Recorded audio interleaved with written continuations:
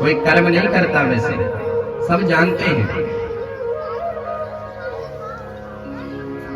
लेकिन केवल जानना नहीं, उस स्थिति में पहुंचना भी है। एक बार किसी शहर की कन्या का विवाह गांव में हुआ, गांव के लड़के से। तो जो शहर की कन्या थी वो थोड़ा पढ़ी लिखी थी, और गांव का जो लड़का था वो थोड़ा कम पढ़ा था, थोड़ा अनपढ़ था। तो कन्या जब अपने मायके गई तो पहली बार लड़का कन्या को लेने के लिए गया, और कन्या ने अपनी जो सखियां थी उनसे कहा था कि मेरे पति बड़े समझदार हैं, खूब समझते हैं हर बात को। तो जो कन्या के जो बहू थी उसके साथ में जो उसकी सहेली थी, उन्होंने कहा कि चलो जीजा जी को देखते हैं कैसे हैं। तो आगमन हुआ बर का। अब पुराने जमाने में जो भोजन होता था वो चूल्हे पर होता था।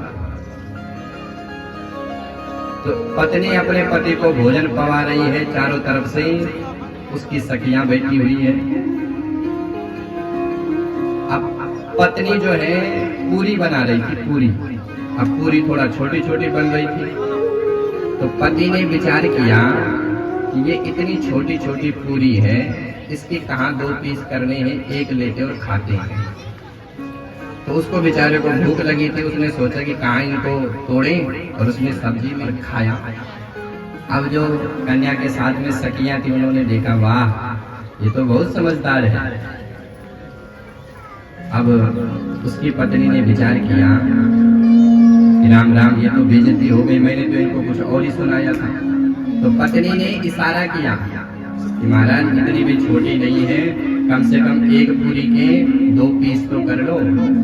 तो उसने सोचा कि पत्नी कह रही है कि इतने तुम भूखे हो, तुम ऐसा करो कि एक से कहाँ काम चलेगा, 2-2 खाओ, क्योंकि वो ज्यादा ही समझदार था। तो उसने महाराज पूरी ली, पूरी के ऊपर सब्जी, उसके ऊपर दूसरी पूरी, और मिला करके खूब खाया। अब पत्नी ने विचार किया कि राम राम, ये तो समझाना ही खतरनाक हो गया। और जब कोई किसी को समझाता है और वो नहीं समझता है तो माथे पर हाथ लगाते कि राम राम, किसको समझाया मैंने। तो पत्नी ने हाथ लगाया कि राम राम, कम से कम एक ही पूरी को खाओ। तो पति ने विचार किया कि मेरी पत्नी कह रही है कि ये जो पूरियां हैं ये प्रसाद की है, इसको पहले माथे से लगाओ और फिर खाओ।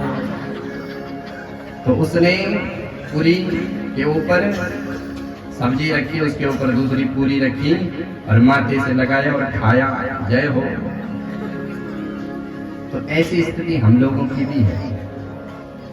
हम लोग मानते हैं, समझते हैं, लेकिन करता कौन है। सबको पता है कि ये जो मनुष्य शरीर है ये 84 लाख योनि के बाद मिला है,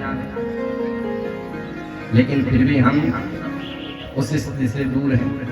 केवल रटन, हम केवल मानते हैं, रटते हैं और चलते हैं। एक बार एक व्यक्ति कहीं दूसरे शहर में गया, दिल्ली, और दिल्ली में उसने 2-4 वर्ड इंग्लिश के सीख लिए, yes no very good thanks.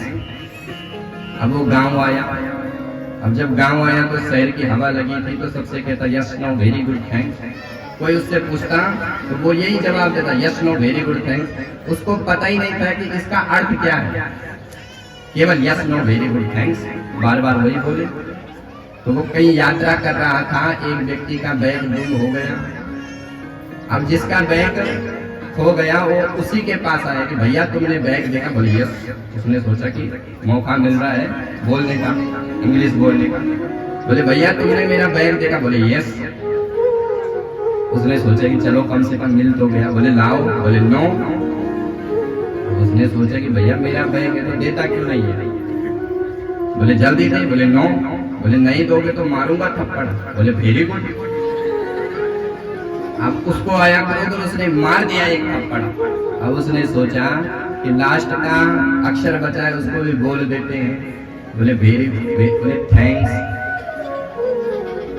तो ऐसे भी कुछ लोग होते हैं कि उनको अर्थ का पता ही नहीं है, बस केवल समझ रही हैं, कार्य कर रही हैं। तो समझना अच्छी बात है, लेकिन उसके अनुसार कर्म भी करना चाहिए।